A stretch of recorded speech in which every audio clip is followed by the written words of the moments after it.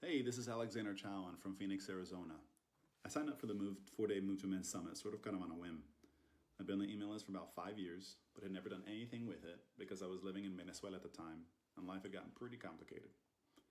When I made it back to the States and was ready to dip my feet back into politics and social justice, I noticed the summit, checked out the prior year's program online, and said, why not? Without exaggeration, I can tell you this is one of the most important decisions I've made in my recent life. I am officially a Move to Men fanboy. Like a lot of people, I've known for a long time that something was wrong with the system, that it was stacked against regular people, that corporations, big money, and corruption were behind the majority of it. Also, like many others, I'd be lying if I didn't say it often feels overwhelming and soul-crushing, with so many fires to put out everywhere, and what feels like so little water to do it. I always had nagging questions, like how exactly do we stand up to such concentrated wealth and power, when most of us are plenty busy just trying to pay the bills, take care of our loved ones, and live a fulfilling life? How do we use what little free time we have to actually move things forward and both feel and be effective when there are so many important issues that each have a special urgency?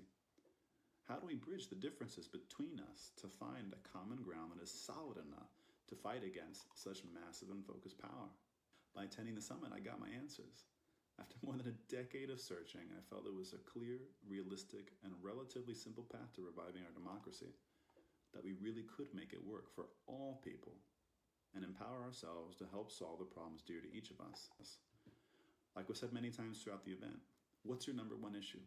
Is it climate collapse, healthcare, equal rights, incarceration and justice, education, immigration reform, equal pay, livable wages? It doesn't matter.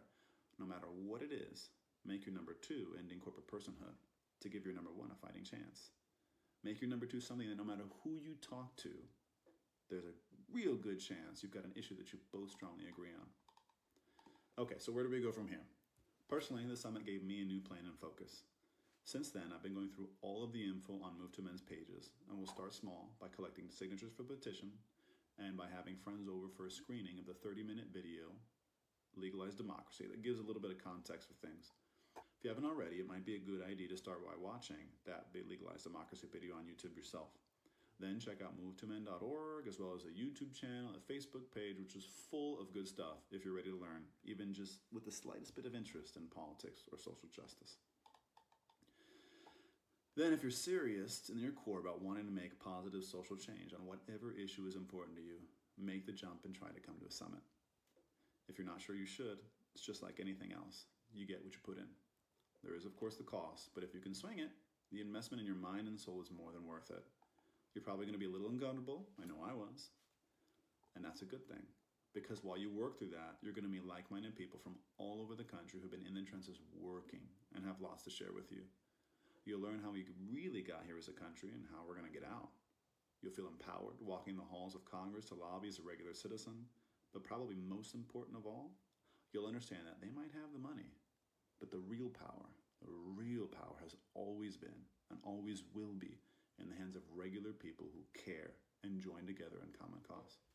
It's time to move to men and make democracy work for all of us. See you in the streets.